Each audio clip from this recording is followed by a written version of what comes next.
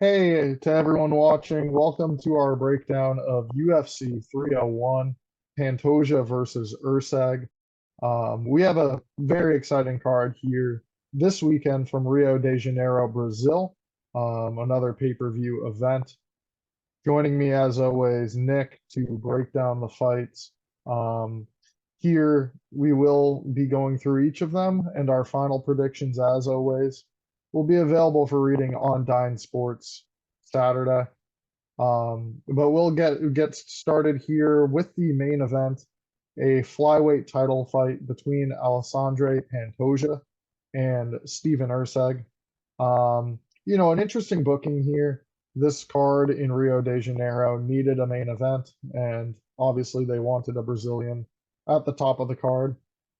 Pantoja getting his title defense here against Steven Erceg, somebody who, may not ring a bell with many more casual MMA fans, but in 3 UFC fights so far, very impressive. Erceg has great hands, very good boxing.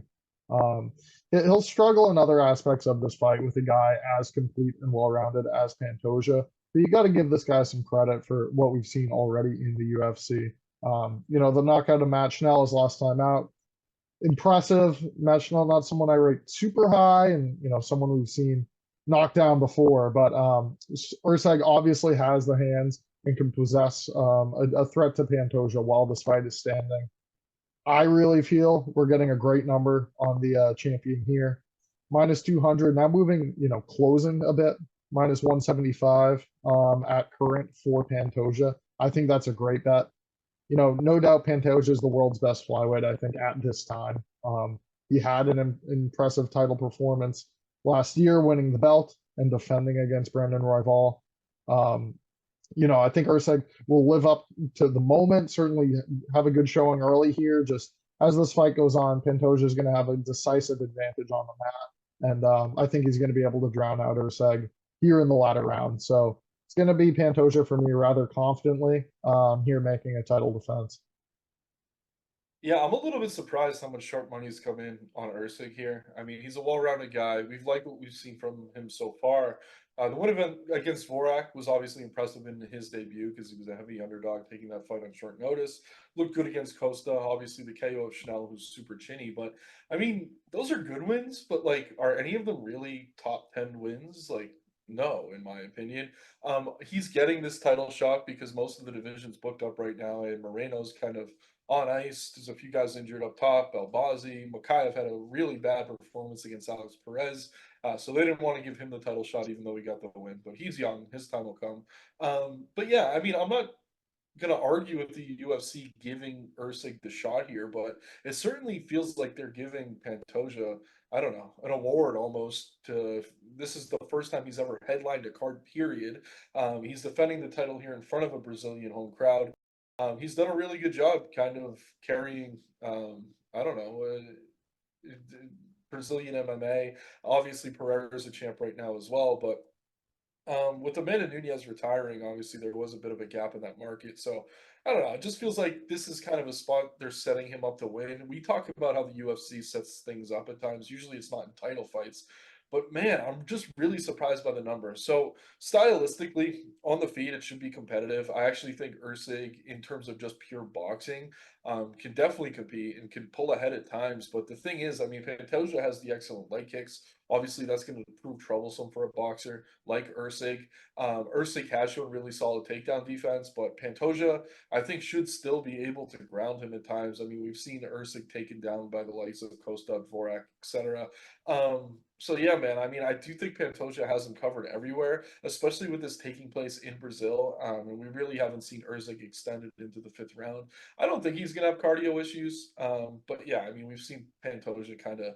I don't know. He looks like he's fading, but he's really not. Kind of similar to Duplessis, who's the champ at middleweight right now. It's like he looks like he's fading, but he's just going to keep going and keep going.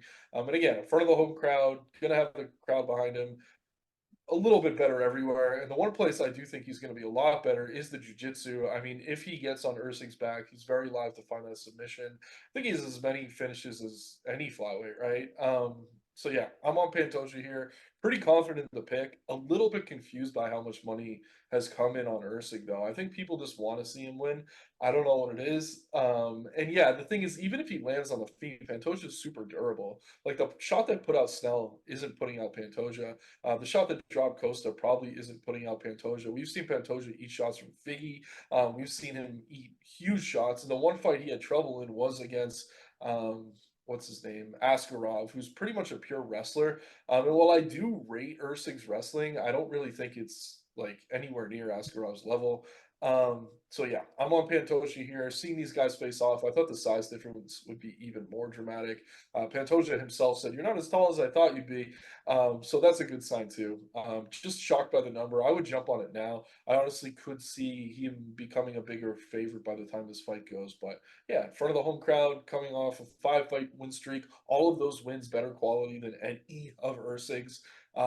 Yeah, I'm all over Pantoja here. Really, really like him on the money line. Not confident he finds the finish, so I will say that. I'd rather just bet him on the money line. Not going to be surprised if this goes 5 rounds. Yeah, I think he's a very good money line bet. Like, if this fight was taking place, if he was line minus 300, like, would we be blinking? Certainly, Steven Erceg, a live underdog in the Yeah, spot, but I think flyweights are Pantoja's the volatile. bet. I think Pantoja's the bet. I'm with you. Um, we'll move on now to the co-main event. Assisting in buoying this pay-per-view card, the return of Jose Aldo to the octagon here to face Jonathan Martinez. Aldo hasn't fought in mixed martial arts since his 2022 loss to Merab Dvalishvili, but he has stayed active. He's gone, 2 wins in boxing, a draw against Jeremy Stevens. He also wants to continue boxing. Obviously, this fight, the last on his UFC contract, although already talking about boxing being his move next and, the move to come after this one. I like it. If he still has fast reaction time, if Aldo's in there, able to, compete with Martinez, match Martinez in terms of his speed, tech kicks, throw kicks of his own. That's going to be key in this fight because Martinez, while he's looked very good against high level competition, being aggressive, getting after guys, picking them apart with his hands and his kicks. Although somebody that's done that for years, somebody who has those skills when it comes to his kickboxing and Muay Thai, to stand in there with a guy like Martinez and a guy that could very well spook him here. I don't think Martinez is going to be able to take the aggressive approach here facing a Jose Aldo. That we saw him able to do in previous bouts, what he was able to do to Adrian Yanez. I think it's a very close fight. I think that Martinez, it's understandable why he is favored in this spot against a now aged Jose Aldo. Still 37, still looking spry, incredible shape. Honestly, this fight week. Perhaps on a new cycle in boxing, whatever it may be. Aldo's looking good still. And, I probably will end up betting him getting plus money here, but certainly not a fight I'm feeling very confident in. His last performance against Merab, it's not that he looked bad.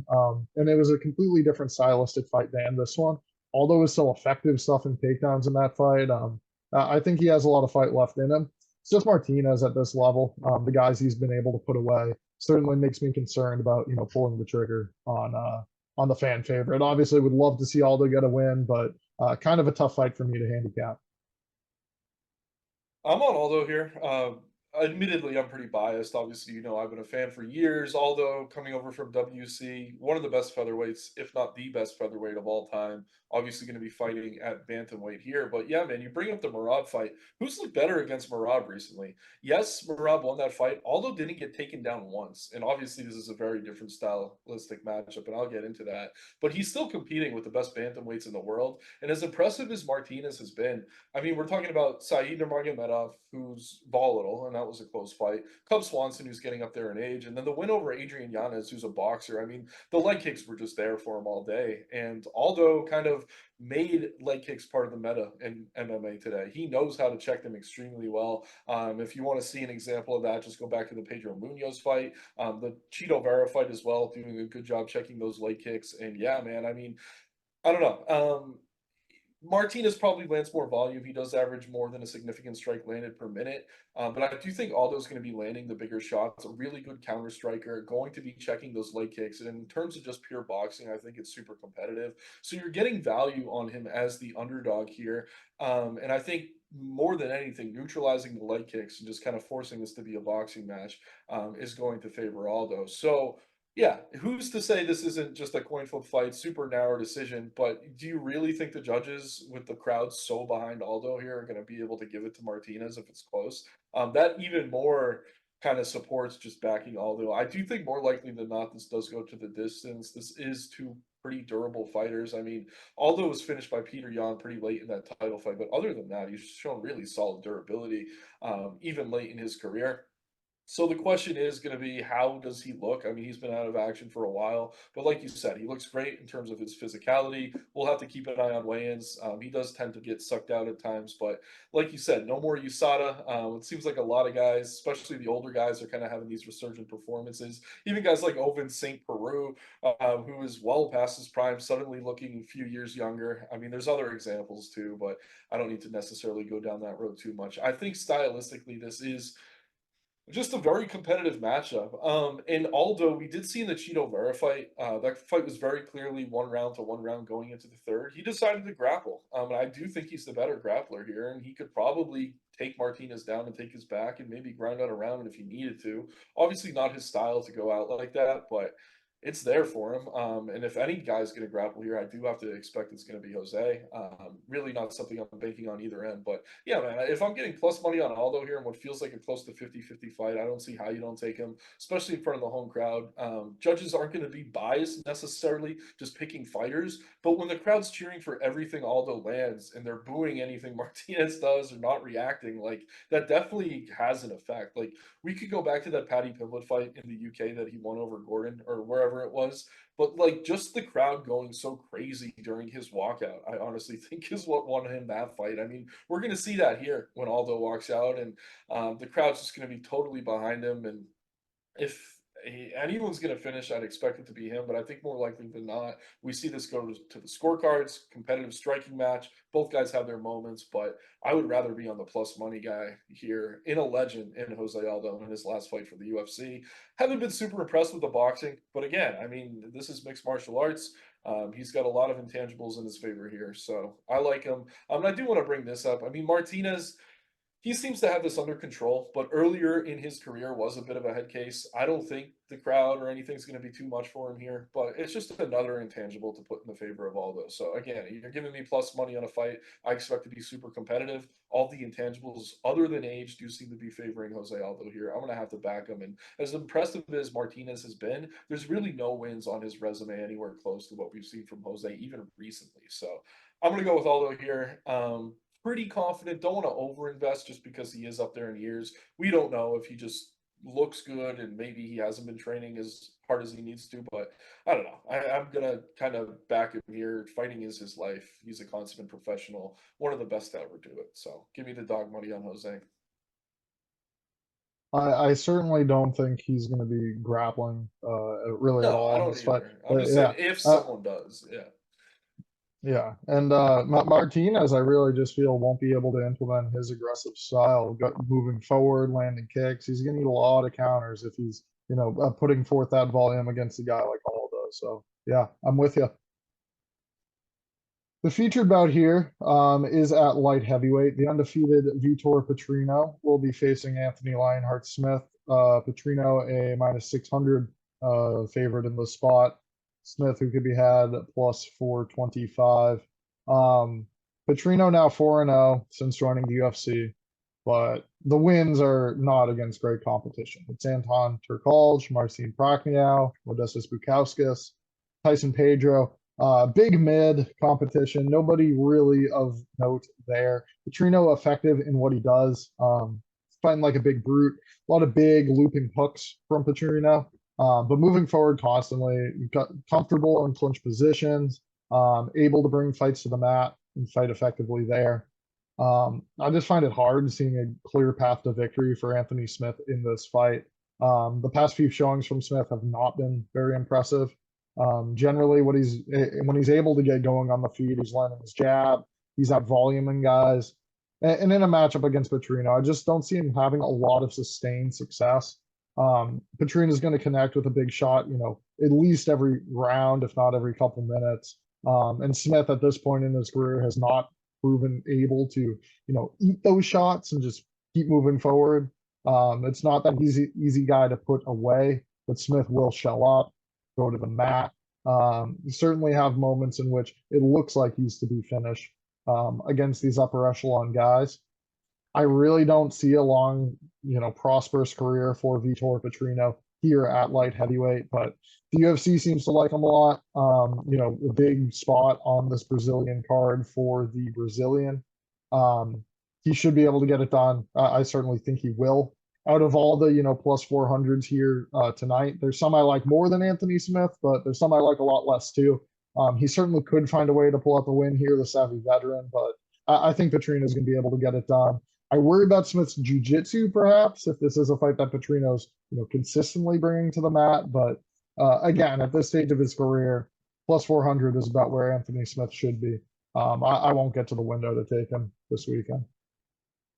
Yeah, so I agree with a lot of what you're saying, and I disagree with a lot of what you're saying. Funnily, in a funny way, I guess, I'm actually a little bit afraid of this particular matchup, Petrino, but I think I'm a lot higher on him in his career trajectory than you are. So first and foremost, light heavyweight is super shallow. It's really a terrible division right now. Yes, his wins haven't been that quality, but he's definitely a physical specimen. I mean, this is still an undefeated Brazilian prospect, only 26 years old. He's going to continue to show major improvements. I mean, even going back to like that Anton Turkalj fight, which was the last time I faded him. He did not look great there, but it seems like every fight since he seems to get better and better. He did not finish Tyson Pedro in that retirement fight for Pedro, but he did absolutely dominate for 3 rounds, taking down Pedro, just doing whatever he wanted there. The one knock on him is he is tentative at times. He does kind of wait for fights to come to him. In the Bukowskis fight, he took a lot of damage in that first round until he finally got things going in the second, landed that check hook to finish that one. But yeah, man, I mean, I'm pretty high on him as a prospect. I just think all the physical tools are there. If he can kind of get a little bit more aggressive in there, he's shown really solid durability. He's taking clean shots. And yeah, I mean, he seems to be able to keep moving forward. The one thing I don't like here in this particular matchup, not so much the jiu-jitsu, it's that he throws a lot of hooks, like you said, and Smith does a good job landing the jab and throwing the 1-2 up the middle. So that could be there for him. I just don't know if it's going to be enough to really put Petrino on skates or on his back foot or anything like that. So I do think the line's way too wide. We've seen Anthony Smith able to kind of fraud check guys throughout his career. It's been a while, and those wins over Ryan Spawn really aren't aging well coming off his loss to Guskov last weekend. And yeah, I don't know, man. I just think Petrino has all the physical tools here. Smith kind of known for his durability, but took a ton of damage against Roundtree.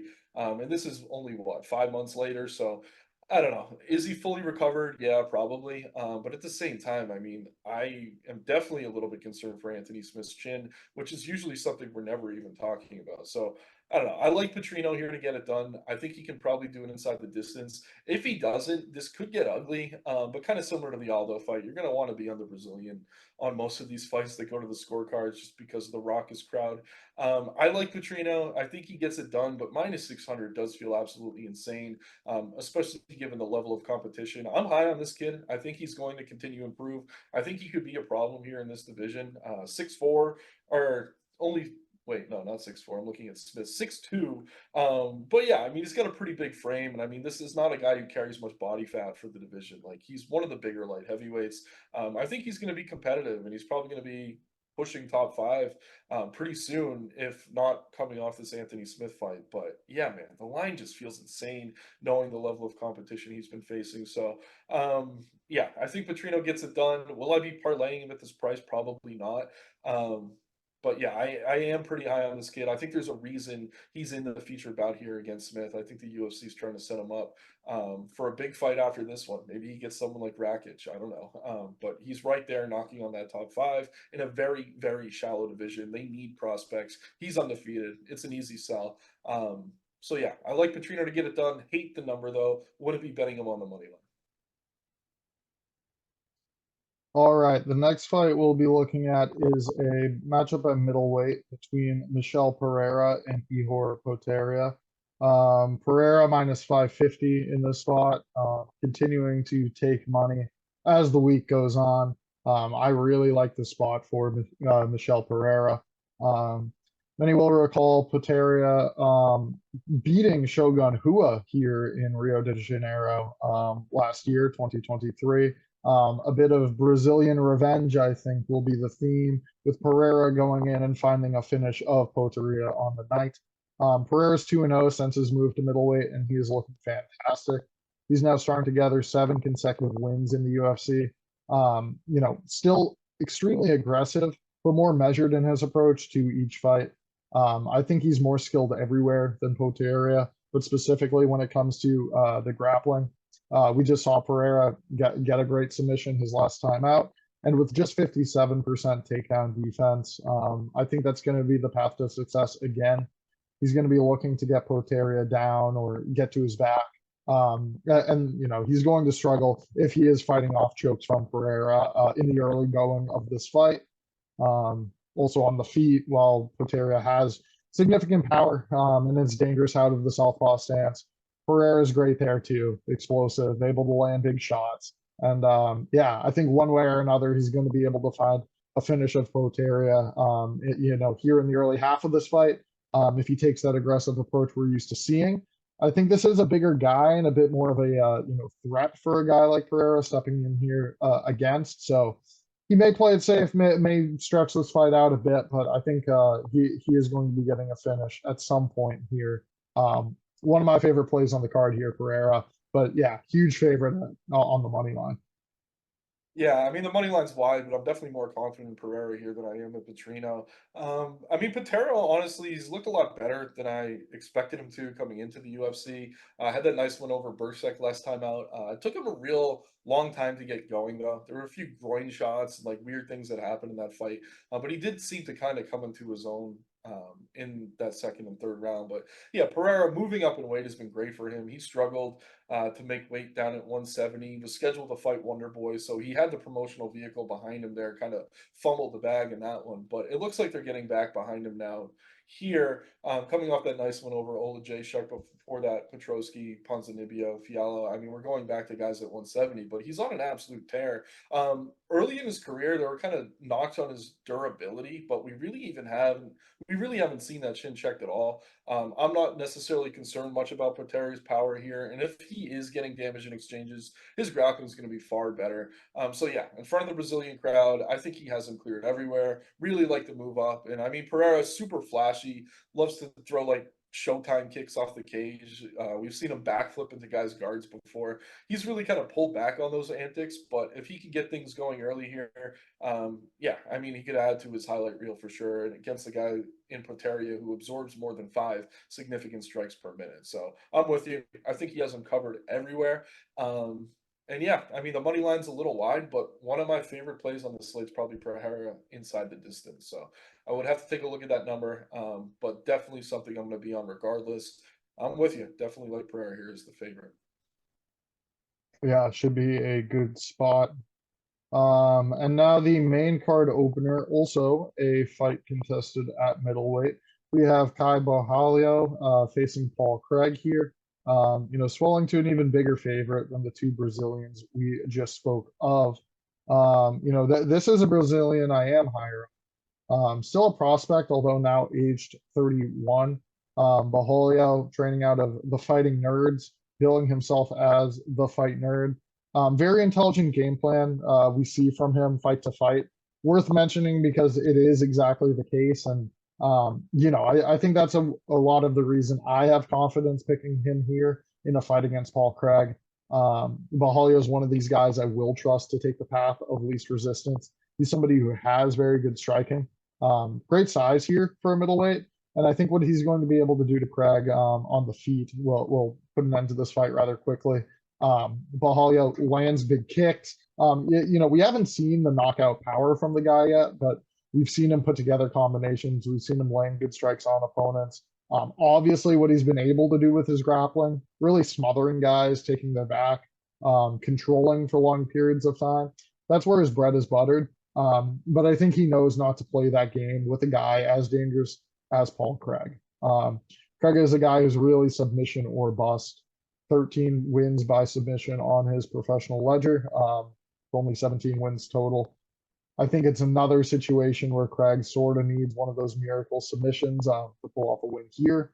And again, if Borralho's not engaging as much on the mat, landing big shots, keeping his distance with Craig early when they're dry, that's going to be the key for him finding success here in this fight. I trust him to get the win here. Obviously, a big favorite, probably playing, a knockout prop on Borralho, thinking, he could get his first KO in the UFC. Yeah, so I agree with most of what you're saying. I don't really rate Borralho's striking all that highly, honestly. He's kind of looping, definitely telegraphs a lot of what he does, but I will say he's a much better striker than Paul Craig. So in this matchup, I like his striking. I don't necessarily know that I like his striking moving forward, but here against Craig, I mean, he should be able to get it done. Craig, all the bad things I just said about Borralho, even worse. I mean, he telegraphs everything really slow. He moved down the division.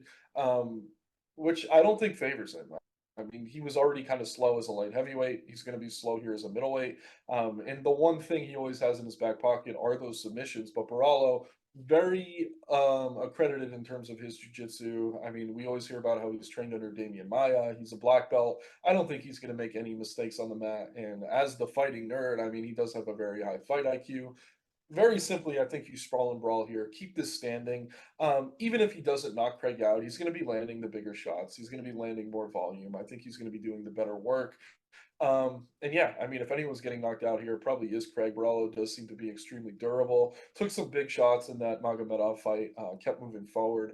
Magomedov, much better striker than Paul Craig, regardless of the round. So yeah, Craig. We always say he's dangerous to pull off that submission, but this is just a really bad matchup for him stylistically. So I'm on Borralho here as well.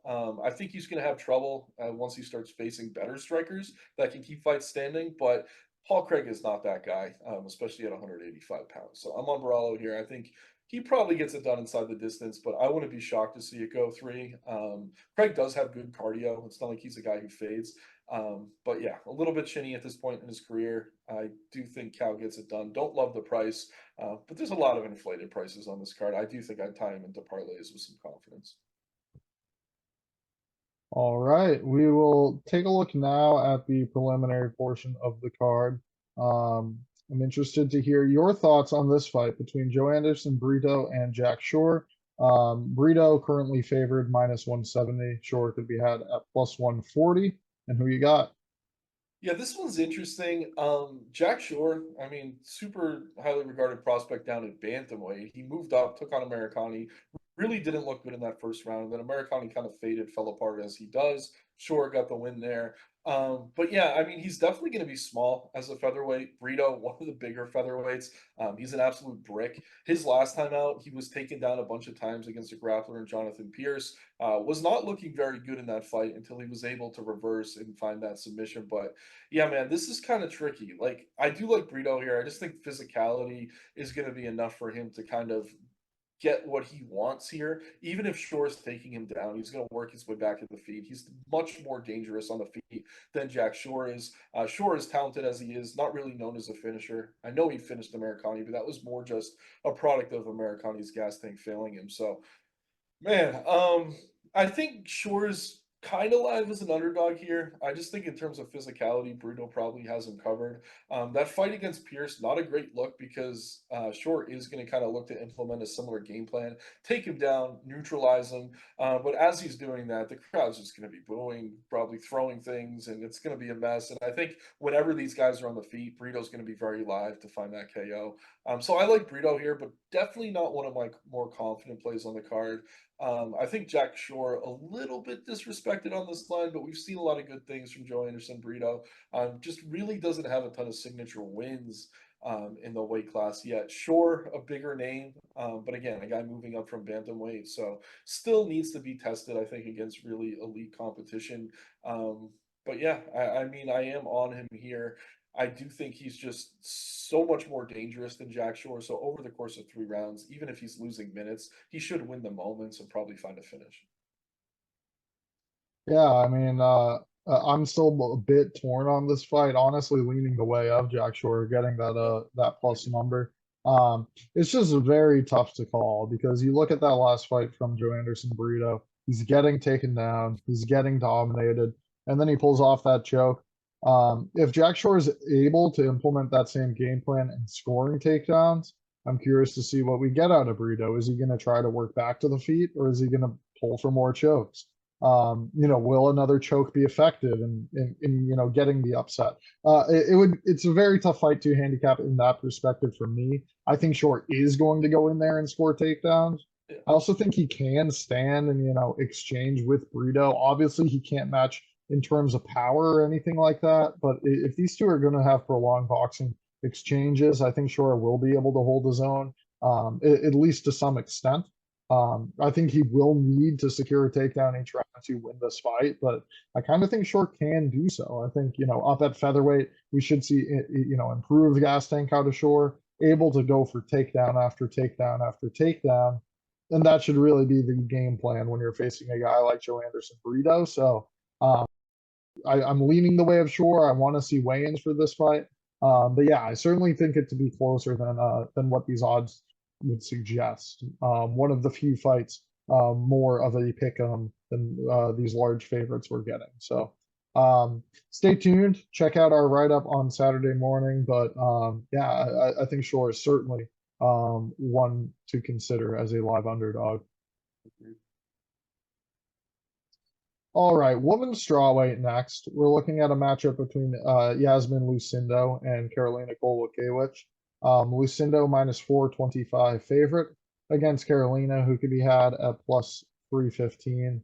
It's interesting. You're getting a great number here on Kowalkiewicz. 38 years old, but just rattled off 4 straight wins after suffering 4 straight losses in her fights prior. Not really the best competition comparatively, those last 4 fights, but still looking good, putting forth excellent volume.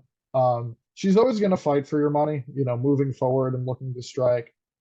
She's going to out volume someone like Lucindo here too. So I think it is, a bit of a interesting stylistic matchup. But Lucindo's proven to be a capable grappler, and if she's able to execute those takedowns, get Kowalkiewicz down to the mat, that we should be able to see her take over as this fight goes on.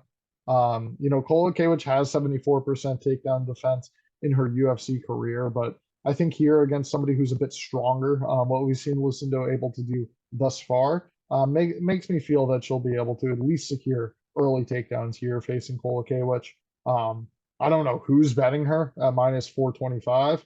I'm curious to hear if you are, but I do think Lucindo will end up getting the victory here on Saturday. Yeah, I don't know that many people are rushing to the window to just play with minus 425, but as we often see on these pay-per-view cards, people like to parlay all the big favorites, and I think that's why we're still seeing steam on her here. So this one's pretty interesting. So if this fight stays standing, this line's absolutely insane. Kowalkiewicz is going to land volume. She's good in the clinch. She's going to be able to hang on the feet. A lot of her success recently, though, has come against strikers when she can get her own grappling going. Against Belbita, she was taken down twice, and Belbita really has nothing on the ground in terms of offense when she gets fights there. Lucindo, very clearly, very dangerous once her fights hit the mat. Finishing Polyana Viana her last time out, who's a very good submission grappler. But yeah, on the feet, I mean, this line's absolutely ridiculous. It's just going to be a question of, can Lucindo score those takedowns? And if she can, is she going to continue to pursue them? Because if she does, I do think she could justify this crazy price tag. But say she shoots one or two and she gets discouraged and then they're standing. I mean, you're not going to want to have that massive Lucindo ticket as a super juiced favorite. So I'm going to do some digging. I haven't had a chance to really go into media yet, but if Lucindo even mentions grappling once, I do think she's the pick here very clearly. Of the massive underdogs on this card, though, I do think Kowalkiewicz on her win streak is someone you could consider.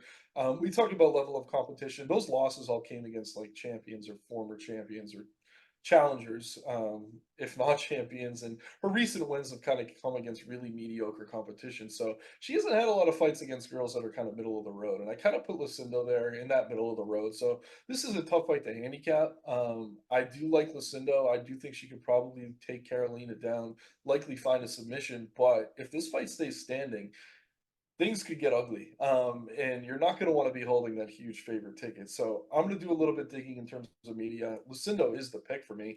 But in terms of taking a shot on a very heavy underdog, I don't think Karolina is insane. It is worth bringing up, though. There's a 16-year age gap here, which is absolutely insane. Yeah, that's usually not a good thing for the older fighter. Obviously, Karolina, a ton of experience, but getting up there in age. Lucindo definitely entering her athletic prime right now. Does seem to be super athletic for the division. So I'm on Lucindo. Gonna do a little bit of digging though. If she talks about standing and banging, then maybe I take a shot on the underdog here. But if this is a grappling affair, which I expect it will be, Lucindo should be able to find that submission. So interesting fight, definitely more interesting than the line suggests. But yeah, I do think Lucindo's the rightful favorite again in front of her home crowd. All right. The fight before that one, I am very excited for. I think we could have a fight of the night brewing here between lightweights Elvis Brener and Myktybek Orolbai. Orolbai a prohibitive favorite in this spot, minus 260 against Brener, who could be had at 2-1. Orolbai was excellent in his debut. Nothing you could take away from that. A submission win over Uros Medic that ages very well with the win by Medic this past weekend. Orolbai seems to have all the tools. Another one of coming into the UFC with a solid resume, a lot of finishes, but also not really the most elite competition there. I think Brener has faced the better guys over the course of his career thus far, and Orolbai is a bit unproven in my eyes, but certainly someone with all the physical gifts to excel here against upper level competition. Orolbai very dynamic and quick to engage on the feet, but also a credentialed grappler, able to implement his game when fights do get down to the mat. I think that advantage is a bit negated here against a guy like Brener, who is a more than capable jiu-jitsu player, somebody who is going to thrive in that area if this fight does indeed get there. So what I'm expecting, a very competitive back and forth on the feet. A guy in Brener who's very much able to take shots and land big shots in return. He's not going to be as flashy or put forth as dynamic combinations as Orolbai, but I really think he's going to be able to hold his own standing. And again, when these two are engaging on the mat, I don't think Brenner's going to be looking to shoot for takedowns too drastically. But he's certainly going to hold his own if these two get into those exchanges, and getting 2-1 on someone who's going to be the hometown favorite in a very close fight between two up and coming prospects. I really find it hard to justify this line.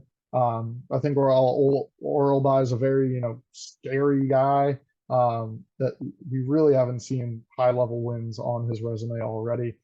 So I'm not betting him here. My money's going to be on the side of Elves Brener. I think he's a very live underdog. Yeah, so I agree that he's a live underdog. I agree that the price is too wide, but I am on the oral buy side. I mean, we've seen with these shoot box guys, we've seen with the jiu-jitsu guys, the one thing that kind of negates that game plan are these really good wrestlers, and oral buy is just that. What did he secure? 11. He averages. How quick did he finish Medic? It says he averages 11 takedowns per 15 minutes.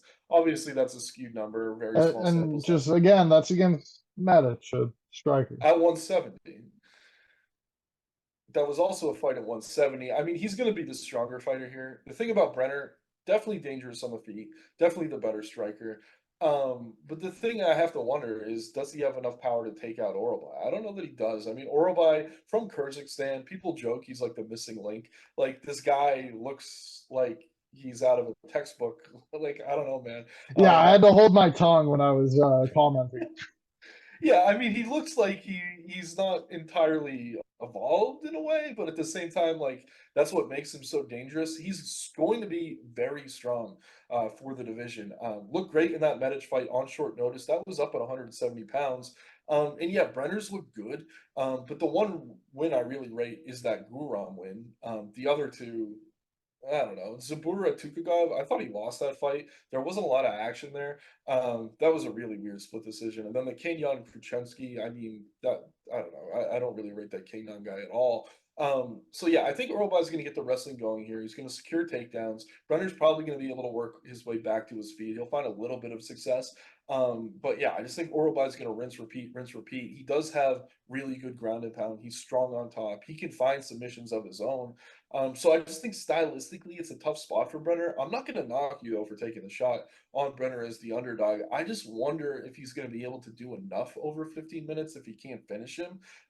This guy Orolbai looks like he's going to be tough to finish. It looks like he's survived 3 ice ages already. So I don't know, man. The line's wrong. I do agree with you. I do think Brenner's probably the value side, especially in front of the Brazilian home crowd.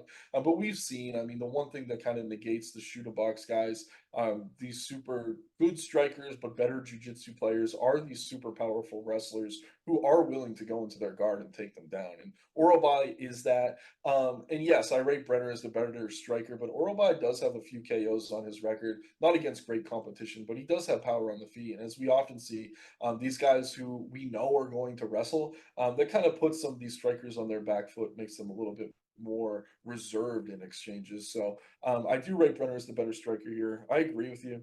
The value side, probably Brener, but I think Orolbai probably gets it done. Just I think he's going to be a beast at 155. He's kind of similar to Marab, and then he's going to shoot all the takedowns. And it seems Uh, like his cardio is going to be solid here as well. So I don't know. I like Orolbai to yeah, kind of rinse repeat the rest. I want to see both guys make weight too, because yeah, it was welterweight for Orolbai last time out. Brenner also weighing 164 catch weight, his last appearance. So one you may want to see the scales too. But yeah, can't fault you on that pick. He looks like a monster. We'll just see he gets through this one too. And next up, a featherweight matchup. This one now nearly a pick'em between William Gomis and Jean Silva. Silva's still a slight favorite here, the Brazilian. I find this kind of two awkward fighters. What we've seen from Jean Silva so far, impressive. His Dana White's Contender Series showing was very good, but otherwise I find his resume a bit thin. Gomis, on the other hand, pretty good win streak we've seen him put together now to this point. He benefits from a 4-inch advantage in reach in this fight, as well as 5 inches of height over Jean Silva. And I think he could sort of win this fight by making it boring, staying at range, looking to avoid the grappling of Jean Silva in this spot.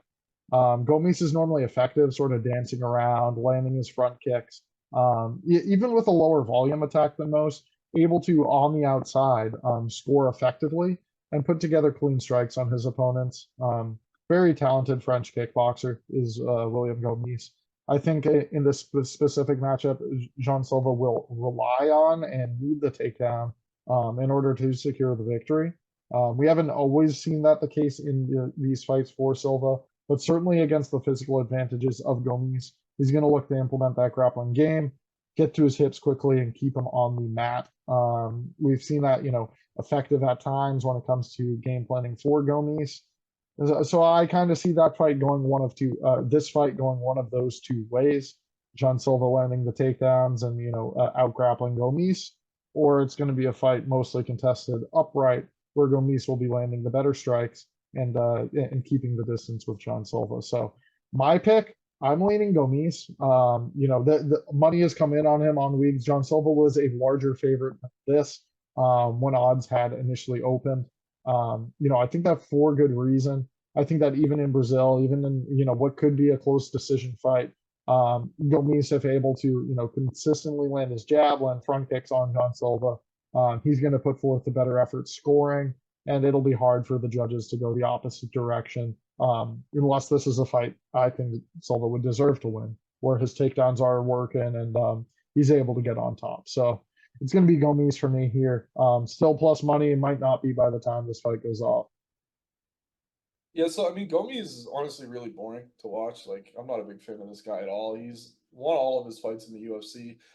Two of them went, or excuse me, two of them that went to decision. One was majority over Aaron's. One was split over Marshall. Both of those close contests. I mean, he has a decent takedown defense. But I do think Silva should be able to take him down here. And if this is just a fight on the feet, I actually think Silva can have his moments as well. In a lot of ways, this is going to be kind of moments versus minutes. I agree, Gomis definitely the better technical striker in this matchup. Not a ton of power. He did have that win via body kick over Gomori his last time out, but not really known as a finisher, more kind of that pick and pop style that you described. So I don't know. I just think Silva's going to be the aggressor here. Gomez is going to have a considerable reach advantage. It's going to be tough to kind of close that distance, but I think he's going to try, and I think he's going to be kind of a super aggressive shot out of a cannon, looking for those spots. And if Gomez wins, it's probably going to be this boring decision where he's kind of picking him apart at range.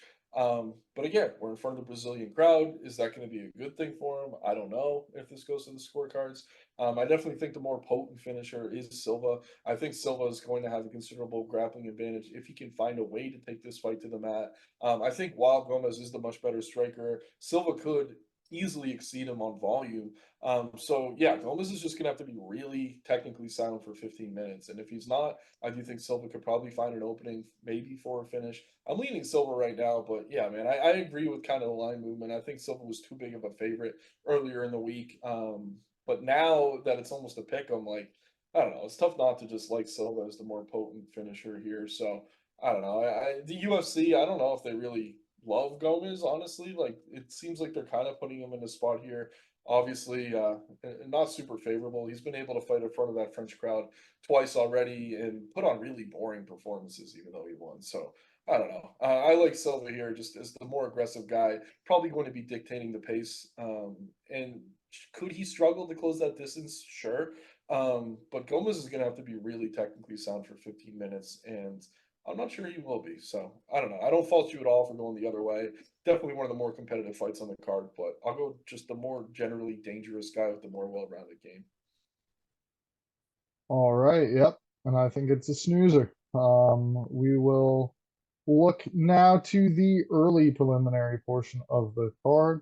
Closing the early prelims are lightweights Drakkar, Klose, and Joaquim Silva. Klose, moderate favorite in the spot, minus 185. Facing Joaquim Silva. I like Klose. He's looked good since returning to action now 2 years ago. Stringing together 3 consecutive wins in the UFC. I think he's more skilled than Silva everywhere. And while he is a year older, it seems like a lot less wear on Klose. In the style in which he fights now too, certainly seems faster than that of Silva. He's more technically skilled. He's able to put together much better combinations on the feet. Silva representing Neto BJJ, but not really the best jiu-jitsu practitioner, and certainly not the most effective when he is put on his back.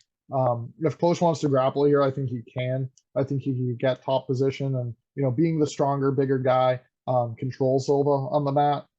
But on the feet, Klose is the much better striker, has the more potent hands. He's been talking this week about how this is sort of a fight he sees as easy. I don't love that. I've kind of liked the more modest Klose we've seen in these, returns from injury. But he's sort of right. What we've seen out of Silva lately is not great. Even the wins are not against the best guys, and Klose really should have one over on Joaquim Silva here. I think he's going to be able to get the win, whether it be by decision, looking dominant, or finding a knockout here of Joaquim Silva. Klose is going to be the pick for me. One of my more confident picks based on the number. Yeah, no, I like it too. I like the money line a lot. Really do like the price. Klose is huge for the division. Very big guy. I mean, Silva's definitely stocky, but yeah, I just think Klose is going to be the bigger and better fighter here. Better technical striker.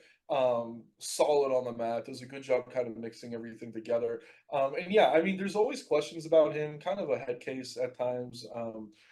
Had a lot of those injuries. Seems that's behind him at this point. And to your point, yeah, he's getting up there in age, but a guy who doesn't fight frequently. So yeah, I just think he probably has Silva covered here. Honestly, the best Silva performance wasn't that one over Guido, wasn't that one over Ronson. It was that loss against Sarukian where he kind of hung into the third round. But yeah, I mean, Sarukian kind of small for the division, Klose very big, definitely good and aggressive striker. And yeah, I mean, Sarukian took that fight on short notice. Just stylistically a much different matchup. I expect this fight to mostly take place on the feet, where Klose is going to have advantages. Other than that Dariush fight, he's shown really solid durability as well. So while Silva does have some power, I'm not super afraid of him getting caught with anything. And yeah, some quality wins lately. I mean, Rafa Garcia absolutely dominated Guida. Not to play MMA math, but Silva, I mean, that fight was way closer than it should have been. I know we were both on Silva there, or I was. Were you on Guida? I don't know. It was more competitive than I expected. And yeah, Silva getting up there in age as well. This is one Brazilian on the card. I'm not super confident is going to look great in this spot. So yeah, I'm on Drakkar close. Some volatility just because he's known to be a volatile fighter. Kind of inconsistent in some of his performances, but I do like what we've seen from him lately. I do think he's going to have a size advantage here, and yeah, expect him to get it done probably inside the distance.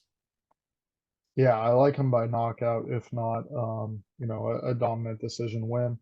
For Jakar Cloche, we'll move on now with two more at lightweight. Jamie Mullarkey facing Mauricio Ruffy.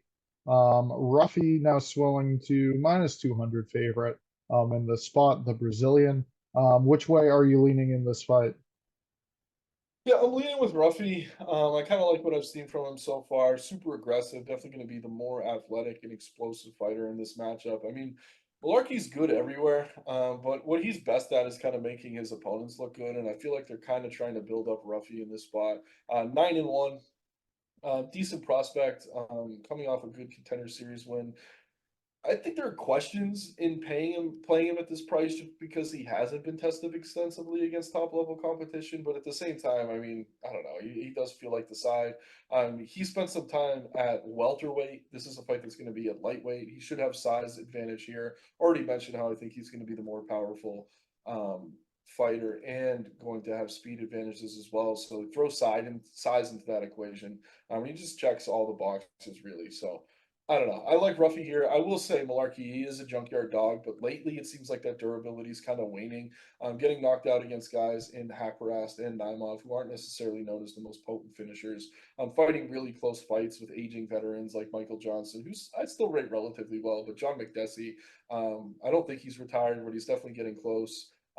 So yeah, it's like Mullarkey looks good against these old slower guys. Ruffy's anything but that. Definitely going to bring the fight to him. They're the same age, but Mullarkey, kind of opposite of what we were saying with Klose, has taken so much damage. He's been in so many wars. I just think at this point in his career, this is just a tough matchup for him against the guy in Ruffy who is a potent finisher. He is super aggressive. I think all of his fights have been won by finish, right? So yeah, I'm on Ruffy here. Some question marks again because this is his UFC debut. Mullarkey's known to keep things close, but I just think these are two guys, in spite of being close in age, whose careers are headed in opposite directions right now. Ruffy should be aggressive here, fighting out of that fighting nerds camp, who does seem to be on the up. I think he gets it done, and we know historically it's tough for Australians to come in here to Brazil. So I like Ruffy. Yeah, I'm gonna go with Ruffy too. I really don't like the pick. I think it's a very volatile fight. I think these two are gonna be striking for pretty much all of it. Ruffy more dangerous for sure. I think he has the better boxing, and I think he has the one punch power that could really put Mullarkey out. Um, it's just tough to get to the window with Mullarkey here, even with the tempting plus money. Not only absorbing 4.5 significant strikes per minute, but as we saw in the past calendar year, two knockout losses that really make me question, wanting to back him and against a guy as dangerous as Ruffy, and in a spot where I think they will be just trading blows. I would not bet Ruffy minus 200. Even the minus 170 we were getting earlier in the week does not interest me. I think a play Ruffy by knockout would be the way to get your value in this fight. If this does get extended into round two, into round three, to a decision, Mullarkey's only going to be more and more live the later this fight goes, extending Ruffy, making it ugly, working on the side of the octagon or perhaps landing a takedown or two. That would be his path to victory. So Ruffy by knockout, or you're tearing up that ticket if it goes to decision. I think either way. So yeah, that's going to be the play for me, but really not confident. Two guys I view as volatile. Again, what we've seen out of Ruffy in this fight so far. Normally, it goes one way or the other. him getting the victories thus far, but Mullarkey, a small step up in competition. I think he should get past him, though. Should find the knockout here, especially if they're just slinging leather. And now, a matchup at women's flyweight next to dissect. We have Dion Barboza taking on Nesta Karakate. Karakate. Barboza, I think, the clear grappling advantage in the spot against Ernesto, who is a very talented striker. A clash of styles here, and really one of the lower level fights on the card that we're going to see. Barboza, formerly a judo standout, a late convert into MMA. Very good grappling, though. Effective jiu-jitsu for mixed martial arts. Certainly has the edge over Karakate here when it comes to that. She is 31 years old, though, a thin resume. Not very much we've seen inside of, martial arts. Just against a longer striker, somebody who I think, if she's able to implement her grappling, should cruise and should be able to find a win by submission. It's not like the girl she's facing is very experienced with Karakate, just 5-0-1 as a professional. Low-level wins across Europe, a split decision in her appearance on Dana White's Contender Series. But as you saw in that fight, this girl's willing to throw. She's just going to let her hands go, rip to the body, go to the head, throw kicks. Yeah, it's going to be a one-sided fight, whether it be her landing those strikes or Barboza landing her takedown. So I'm siding with the Brazilian. She's shown the ability to get fights to the mat since transitioning to MMA. And I think she's going to be able to here against a girl that is taller and holds a 7-inch reach advantage over her. So, yeah, I think Barboza, short favorite, not playing her minus 240. Instead, going to bet the sub prop and hope she could get it done that way. Yeah, I like the sub prop here. I like Barbosa here. It's a very binary fight, though. You're right. It's a striker versus a grappler. Karakate, I mean, she looks good on the feet. She's tall, she's long, but we really haven't seen her tested against high-level competition. Barbosa, on the other hand, I mean, she got knocked out by Josiana Nunes, who's fought up at 145, but she has a win over Karolina Silva, who looked tremendous last week and continues to climb the ranks. So yeah, she's actually fought really solid regional competition, taking on Jenna Bishop, who was once kind of regarded as a decent prospect in LFA as well, her only other loss. So I don't know. I like Barbosa here to probably close the distance, find that takedown, take it to the mat, and then score the submission. I agree with you, though. That's the way you play. You play her inside the distance. It could come via ground and pound. But on the feet, I mean, definitely have to favor Karakati. More than a 5-inch reach advantage, the younger fighter, works well behind her jab. But again, grappler for striker, I'll go with the grappler who's faced the better competition. Admittedly, I do want to spend just a little bit more time on this. I want to see if I can get some film on Karakati's takedown defense. I mean, she was able to defend a few takedowns in that Contender Series fight, but I want to go back and kind of see how she does against, I don't know, just other competition. So we'll see. But yeah, I do think Barbosa probably gets it done. But to your point, one of the lower level fights on the card, certainly a volatile one. Don't love playing Barbosa at the money line tag, so probably just end up on her inside the distance, expecting her to be able to take this fight to the mat. Yeah, I am with you on that one. All right. More lightweights to break down next. Ismael Bonfim, a sizable favorite here, facing Vince from Hell Pichel. Bonfim minus 550. I think this is a fight a bit closer than these odds suggest. I think maybe not one that you're going to play Pichel straight up, but I think a live bet opportunity too may be available if he is able to survive the first round.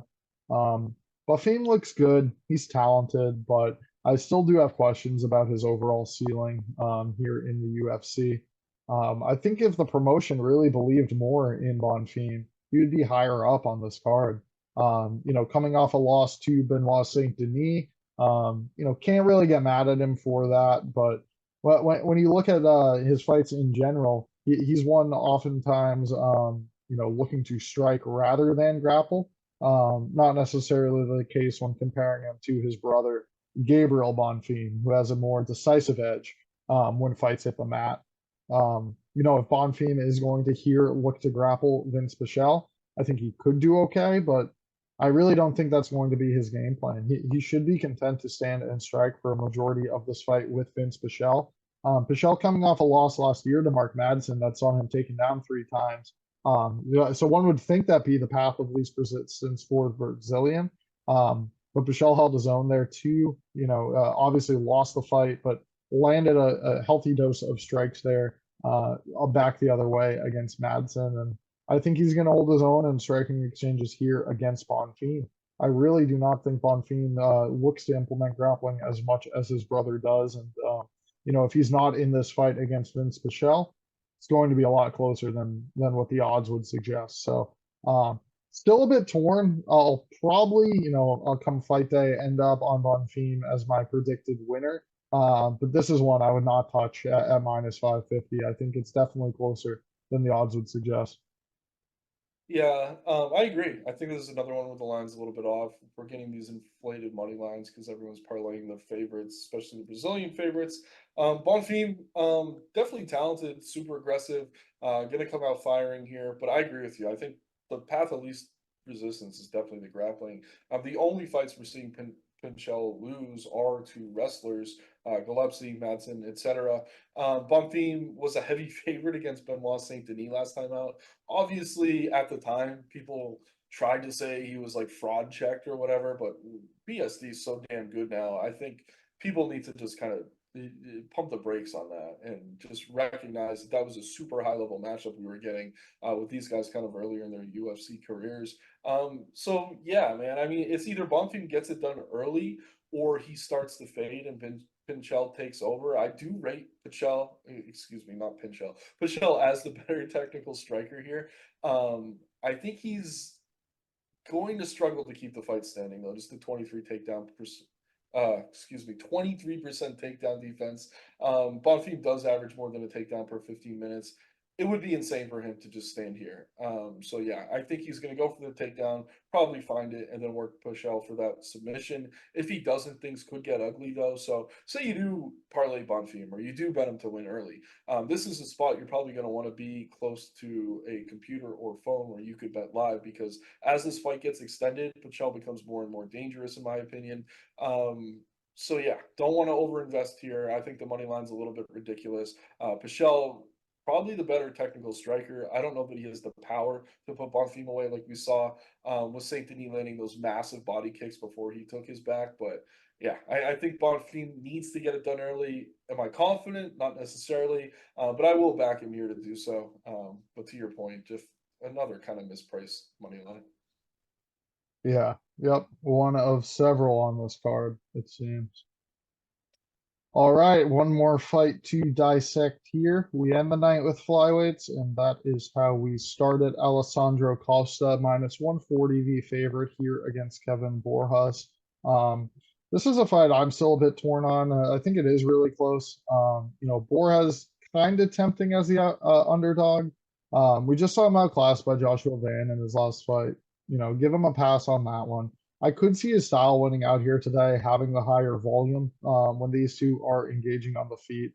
But Costa puts together some pretty nice combinations. He's compact, he hits hard. He's oftentimes looking for the KO. But yeah, he's built for a flyweight. He's able to connect on these guys, and it seems to stun them or can put guys out. Boras is very durable. I think he, perhaps able to take over if this is a fight that gets extended late, a bit like the fight we just spoke of. And Costa has been finished twice before by KO. So if Boras really could put his hands together, there is a path to victory for him winning that way as well. I just think Costa is a bit more dynamic, explosive. I think that's the reason why we're seeing the money, favoring him in this spot. I could see myself really going either way on this fight. Whereas I have a funny feeling he's not going to be able to get it done here on the road in Brazil. But yeah, he has the tools if he's able to just pick his shots, land more on Costa than the shots he absorbs. Yeah, able to win by decision or perhaps find a knockout of his own against the very dangerous Brazilian. Yeah, this one's interesting to me. I'm with you in that I do want to spend more time on it. If we're being honest, I think if Costa gets his grappling going, that's his path to victory. I mean, Borjas has been put on his back. Definitely the better technical striker, in my opinion, here. We've seen Costa KO, to your point. Borjas, a really solid boxer. Won that first round against Joshua Van, who I know we're both high on as a prospect. So yeah, man, it's just tough. I think if Costa doesn't go to his grappling, Borjas probably clears his fight relatively easily. But if he does, things could change really quickly. So my plan is to try to find some media on Costa, see if I can get any kind of insight into his game plan. Just with the fight being the opener on the card, him being a Brazilian, maybe he wants to put on a show for the crowd, and maybe he doesn't want to grapple, in which case Boras is definitely side, as the underdog. But if we hear that he knows he has the advantage on the mat, I mean, that's the path of least resistance. Sounds like maybe he's going to pursue those takedowns. Then yeah, I definitely favor him in that regard. So very close competitive matchup. Kind of more binary than maybe it's being advertised as, though. I definitely rate Borjas as the much better striker. Costa is the much better grappler. Just not sure if Costa is really going to engage in what should be a major strength for him here. So want to spend more time on. Again, plug that article on Saturday morning. Check out our final picks. But fun one to open the card. Two definitely talented young guys, but very different styles, and styles do make fights. Yeah, and I mean Costa on the feet too could certainly find success. Strong low kicks out of him. I really think that could play a factor if Borjas is a bit too focused moving forward and trying to box. But yeah, that should be a really good one. Opening up what is a very exciting UFC 301 card. Again, we thank all of you for tuning in and enjoying this breakdown. Check out our final predictions for the fight Saturday morning on Dine Sports. And as always, enjoy the fights on Saturday. UFC 301, Pantoja versus Erceg. Take care, everyone.